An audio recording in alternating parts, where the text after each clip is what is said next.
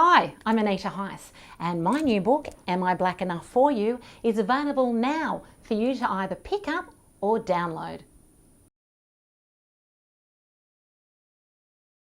In 2007, I read Alice Pung's Unpolished Gem as I was chairing a panel at the Byron Bay Writers' Festival titled It's Un-Australian, Writers Speak About National Identity.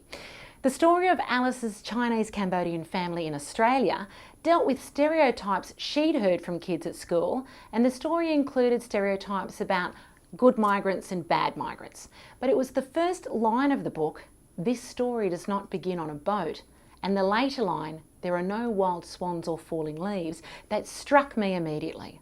I knew I had to write a story about Aboriginal Australia that didn't begin in the desert and didn't have didgeridoos playing in the background.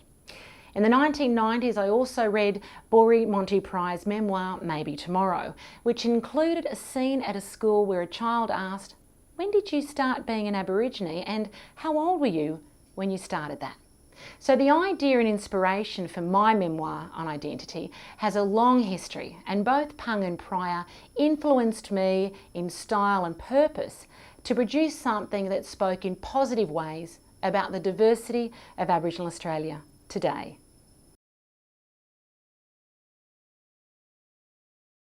What it means to be Aboriginal is personal to each individual. My identity is not simply about race. It's about my family history, it's about the history of Aboriginal Australia generally, it's about the ways that I have been shaped as a human being since birth. It's not about blood quantum or the colour of my skin or whether or not I work in an Aboriginal organisation, but I will say that all the work I do, paid and voluntary, is for the betterment of the Aboriginal community in some way. Aboriginality to me means solidarity with those in my community. I mean locally, nationally and internationally. I'm proud to be Wiradjuri, I'm proud to be Koori, and I'm proud I come from the oldest surviving culture in the world, and that I'm part of a thriving and evolving community today. It also means that I feel the suffering of those without the freedoms and the resources that I enjoy in the city, in the state of New South Wales. Overall, I think being Aboriginal is best summed up in the lyrics from the Brand New Day anthem, "There's nothing I would rather be."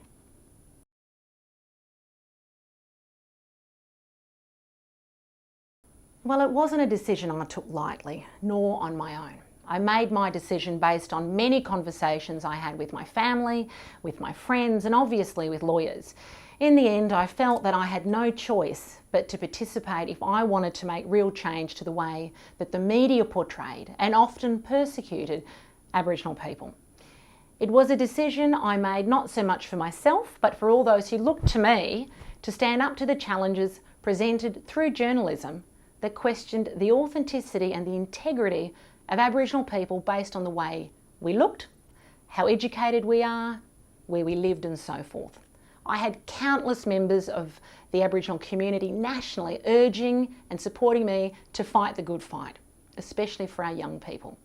My humiliation and my pain through the article in question had indeed been felt throughout the community. Most importantly, I was part of the case because I had to honour my family, living and dead, all of whom had been slighted.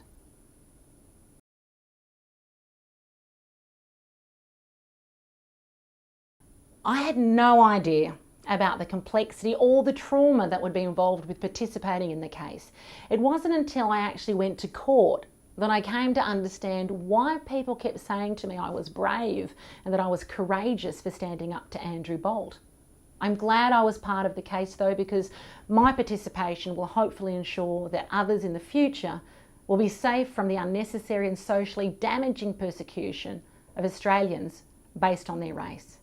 It's also important to note that much of the support I received was also from non-Indigenous Australians expecting a shift in the type of media reporting that has become normal.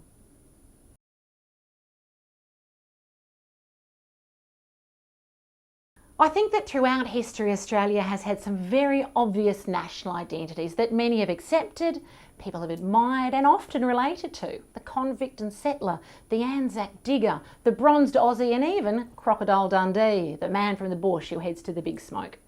These were all acceptable by and large because they were white men mostly.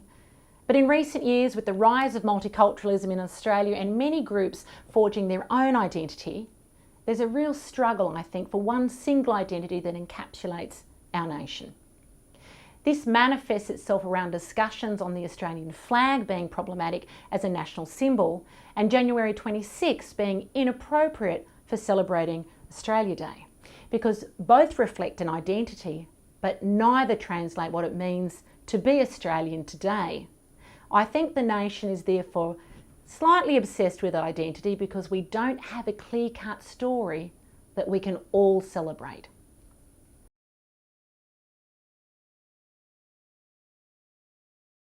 I hope that by unravelling my own 40+ years of life as an Aboriginal person living in the city, that the general Australian reading public and students in our schools and colleges come to appreciate without criticism or concern the diversity and complexity of Aboriginal identity in the 21st century, and that the power of self-identity and representation is a right as Australians that we should all enjoy.